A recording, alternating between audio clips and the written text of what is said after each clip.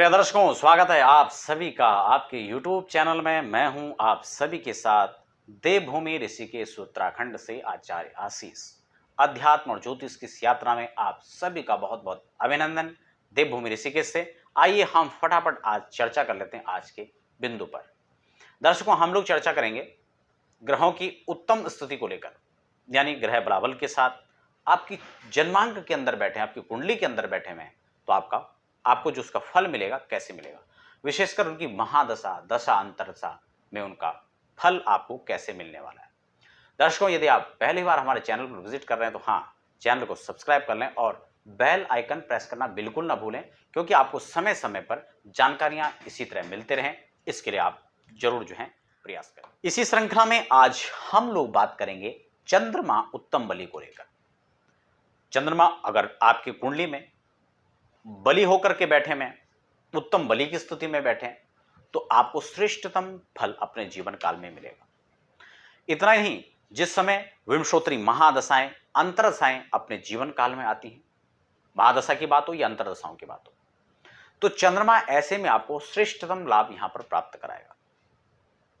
अगर हम बात कर लेते हैं जन्म कुंडली के अंदर चंद्रमा की, कि चंद्रमा कैसे उत्तम बलि यहां कहलाए जाएंगे, आप अपनी जन्म कुंडली फटाफट निकाल लें या कोई भी जन्म कुंडली आप उदाहरण के तौर पर देख सकते हैं, इस सूत्र को समझ सकते हैं और इससे आप घर बैठे आप भी ज्योतिषी बन सकते हैं। जी हाँ, और हाँ, अपनी कुंडली को तो आप देख ही सकते हैं। बहुत सारे सूत्र हैं। वैसे मैं ये नहीं कहूंगा कि आप सिर्फ एक वीडियो देखकर ज्योतिषी बन जाएंगे। चैनल पर तमाम वीडियोज हैं, आप उनको देखें, समझें और फिर भी आप ज्योतिषी बन जाएं, ऐसा नहीं है। रिसर्च आपको करना पड़ेगा, क्योंकि एक साल में 6 महीने में आप ज्योतिषी बन जाएंगे यह संभव नहीं है। हाँ, लगातार आपका शोध, आपका परिश्रम आपको एक एस्ट्रोलॉजर बना सकता है। एक अच्छे ज्योतिषी बनने के लिए आपको लगातार प्रयास और शोध करने पड़ेंगे। तो दर्शकों, यदि आप ज्योतिष में रुचि रखते हैं, मैं आपको बेहद सरलतापूर्ण ढंग से यहां पर समझाने का प्रयास करूंगा चंद्रमा उत्तम बलि को लेकर। लेकिन इससे पहले मैं चंद्रमा उत्तम बलि आपकी कुंडली के अंदर है तो आपको फल क्या मिलेगा, रिजल्ट क्या रहेगा इसका, वो भी आपको थोड़ा सा बता देता हूं।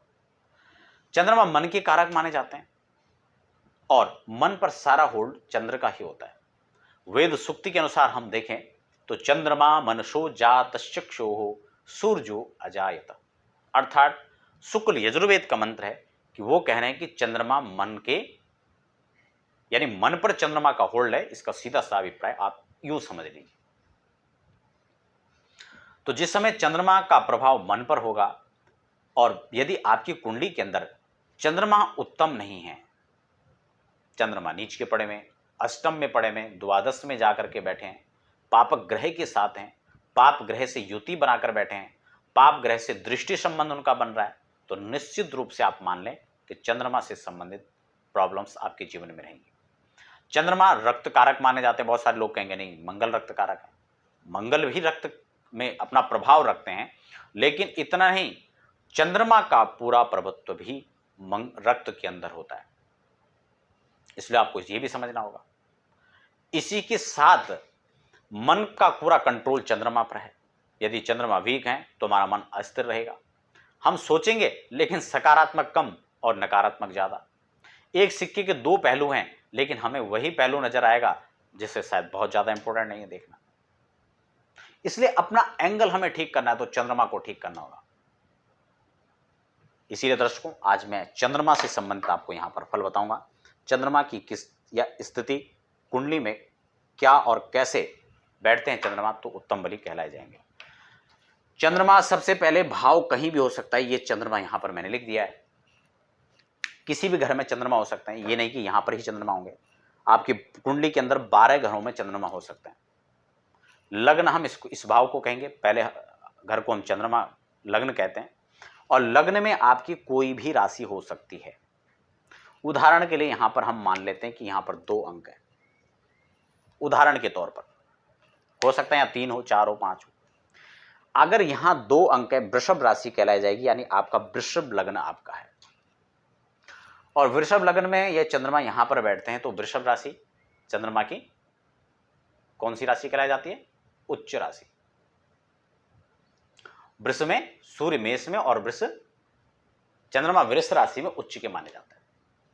इसीलिए चंद्रमा अब इस राशि में जब बैठे हैं तो यहां पर चंद्रमा की पोजीशन स्ट्रांग है, और चंद्रमा यदि हमारी कुंडली के अंदर मजबूत है तो चंद्रमा से रिलेटेड जो भी, जहां पर भी चंद्रमा अपना आधिपत्य रखते हैं, अपना प्रभुत्व रखते हैं, उनसे संबंधित जो फल है वह आपको मिलेगा।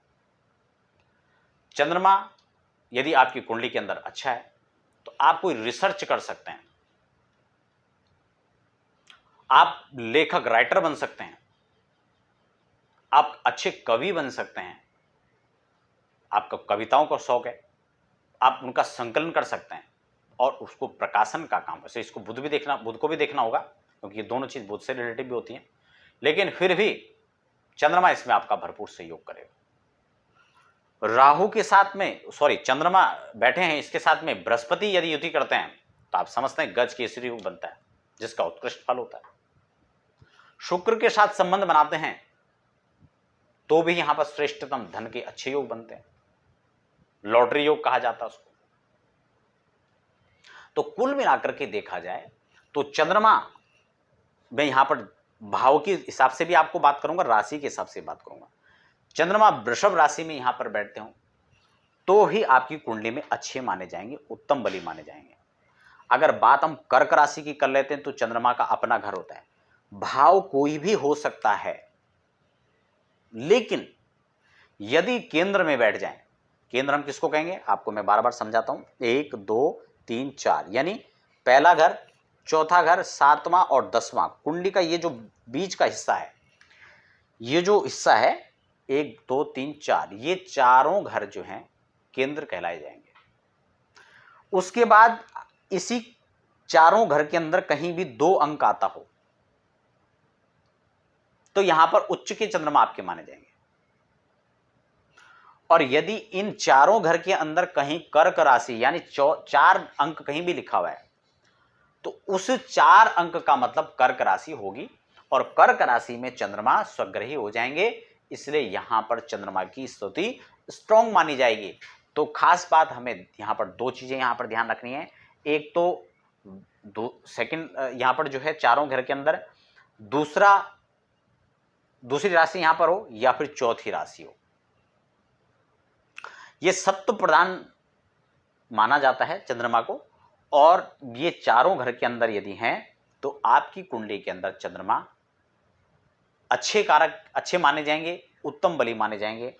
और यदि 5वें और 9वें घर में, जिसको हम त्रिकोण कहते हैं एस्ट्रोलॉजी की लैंग्वेज में, तो अगर यहां बैठे हों और इसमें भी सेम कंडीशन है, या 2 अंक हो या फिर 5 अंक हो, अगर यहां पर स्थिति में बैठते हैं तो भी चंद्रमा उत्तम बली कहलाए जाएंगे। इसी के साथ अगर हम इसके कारक नवमांश की बात करें तो नवमांश में भी मूल त्रिकोण राशि की बात करें तो भी चंद्रमा इसकी जो है वृषभ ही होगा। और कारक की बात करें तो कारक भाव इसमें चौथा भाव कहलाया जाएगा। तो ये 2 चीजें हमें खासकर यहां पर याद रखनी है। वृष और कर्क राशि में चंद्रमा आपके इन भावों में बैठे तो उत्तम बली कहलाए जाएंगे। शर्त वही है, राहु की दृष्टि ना हो, केतु की दृष्टि ना हो, शनि के साथ संबंध युति ना बन रही हो, ये खासकर इसमें हमें और ऐड कर लेना चाहिए। चंद्रमा की दशा इस तरह से अगर आती है तो आपको चंद्रमा यश, वैभव, कीर्ति, धन लाभ और आपको श्रेष्ठतम पद तक पहुंचाने में चंद्रमा आपको यहां पर सपोर्ट करता है। तो दर्शकों, चंद्रमा उत्तम बली को लेकर ये थी खास चर्चा आपके साथ। आप बने रहें और हमें दीजिए इजाजत अगली वीडियो आने तक। धन्यवाद।